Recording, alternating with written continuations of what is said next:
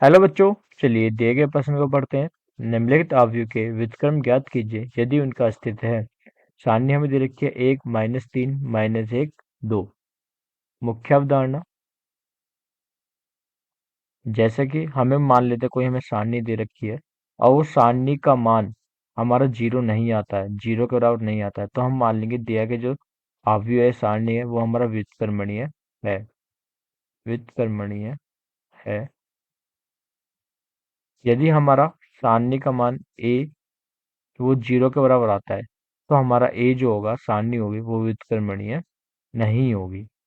मतलब हम उसका व्युत्क्रम ज्ञात नहीं कर सकते हैं, व्युत्क्रमणीय नहीं है।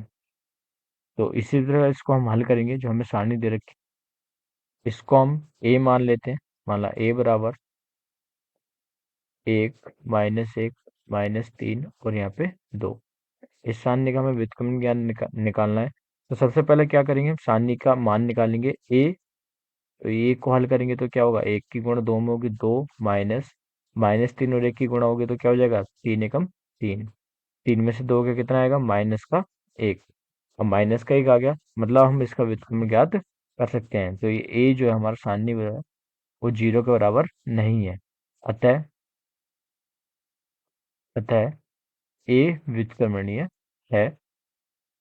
व्युत्क्रमणीय है। अब हम क्या करेंगे, इसका व्युत्क्रम ज्ञात करेंगे। व्युत्क्रम कैसे ज्ञात करते हैं, व्युत्क्रम होता है मतलब ए इनवर्स निकालने के हमें सबसे पहले क्या निकालना पड़ेगा, एडजॉइंट ए बटा मोड ए। अब एडजॉइंट ए कैसे निकाल,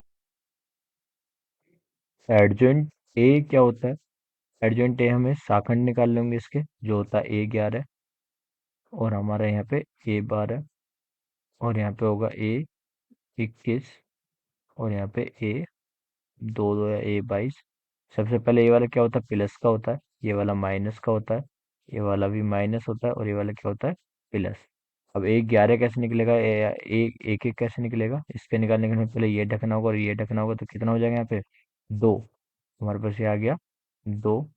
और इसी तरह A12 निकालेंगे तो A12 कितना हो जाएगा हमारे पास, इसको ढकेंगे और तो हो गया -1। तो -1, तो माइनस माइनस क्या होगा, +1। इसी तरह हमने इसको ढका और इसको ढका तो क्या निकल गया, -3।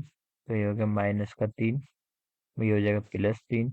और A22 निकालने के लिए इसको और इसको ढकेंगे तो कितना हो जाएगा 1। यहाँ पे आ गया हमारा 1 जो होगा +1। अब इसको हम 3 एक अवयव में लिख लेते हैं।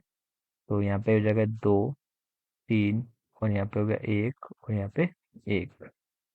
अब एडजॉइंट ए कैसे निकलेगा, सी का परिवर्त अवयव। सी का परिवर्तित अवयव क्या हो जाएगा, एडजॉइंट ए। सी का परिवर्तित अवयव क्या होगा, जो पंक्ति में है वो स्तंभ हो जाएंगे, जो स्तंभ है वो क्या हो जाएंगे, पंक्ति। तो ये हो जाएगा 2 1 और यहाँ पे हो गया 3 1। अब हम क्या निकालना है, ए इनवर्स का सूत्र हमने लिखा था एडजॉइंट ए बट्टा सारणिक। यहाँ पे निकाल लेते हैं A 1 एडजॉइंट ए हमारा कितना आया है, 2 1 और 3 1। यहाँ पे हम लिख देंगे 2 1 3 1।